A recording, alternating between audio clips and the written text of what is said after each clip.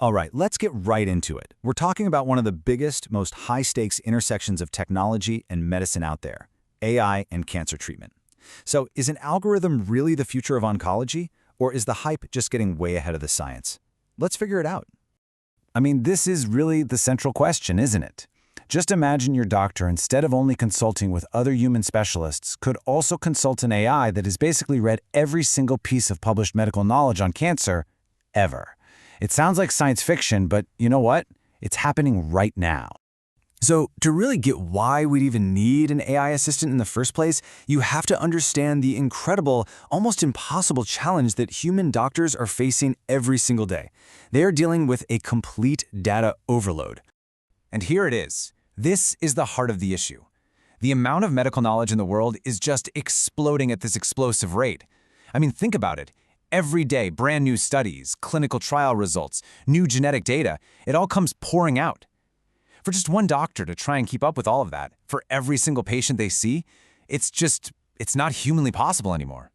And if you want to put a number on it, we're talking about over 160 million pages of publications. No person, no matter how brilliant, can read and synthesize all of that. And this data deluge is exactly why an AI assistant is starting to look less like a cool gadget and more like an absolute necessity. Okay, so what's the proposed solution? Well, say hello to the large language model, or LLM. You've definitely heard of this tech. It's the engine behind things like ChatGPT, and now it's getting ready to become a kind of digital colleague for our doctors. You know, this is probably the best way to think about it. An AI assistant is kind of like a medical resident who is impossibly well-read and never, ever has to sleep. It can scan millions of documents in just minutes, but, and this is a really, really crucial but, it doesn't have the years of hands-on experience and that nuanced, gut-feeling judgment that a senior human oncologist brings to the table. Now, there's a huge danger with LLMs. They can hallucinate. Basically, they can just make stuff up. And in medicine, that's not just a glitch, that's potentially catastrophic. So, how do you force an AI to stick to the facts? Well, you use this really clever technique called retrieval augmented generation. This concept, RAG, is a total game changer. It's like you're forcing the AI to take an open book exam. So instead of just answering from its vast internal memory, it has to first look up the information in a hand-picked, curated library of trusted medical sources.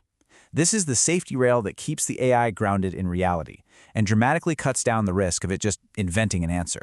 So here's how that open book exam actually works in practice. First, a doctor types in a really specific question about a patient. Then, the system retrieves, it goes and finds all the relevant facts from its trusted database. And only then does the AI generate an answer based only on that information it just found. It's not remembering, it's referencing, every single time. That's the key difference.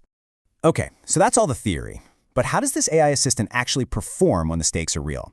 Let's take a look at the data from a fascinating new study that put this exact technology to the test on real-world cancer cases. And the results? They're pretty startling.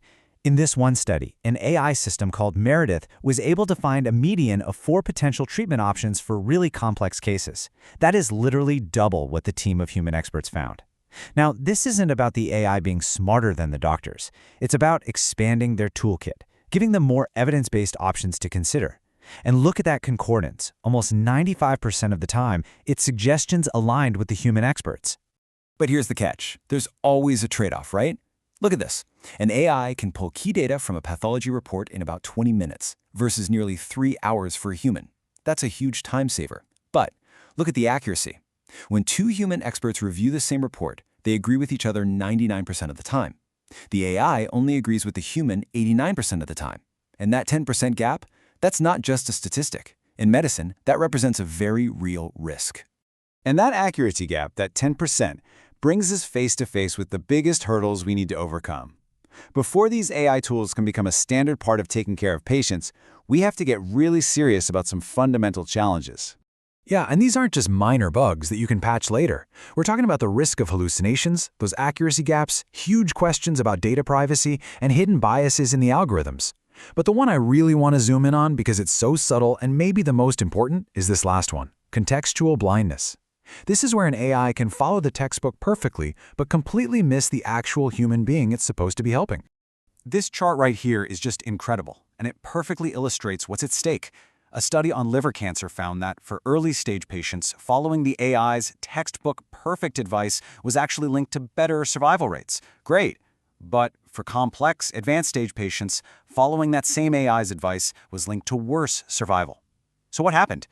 Well, the human doctors correctly prioritized other critical factors, like the patient's overall liver function, while the AI just rigidly focused on the tumor's characteristics. It's all the disease, but it missed the patient. It missed the human context. So all of this brings us to what I think is the most important takeaway. The future here isn't about an AI coming in to replace doctors. It's about creating a powerful new kind of team, a partnership that combines the AI's bottomless encyclopedic knowledge with the doctor's irreplaceable wisdom and experience. And you know what? The researchers behind that liver cancer study said it best themselves. Their recommendation should be interpreted cautiously alongside clinical judgment. The AI is an incredibly powerful advisor for sure, but the human expert, the one who can see the whole patient, must always have the final say. Look, this technology is moving at a mind-bending pace. This powerful new assistant is here, and it's ready to get to work. So the real question isn't about the tech anymore. It's about us.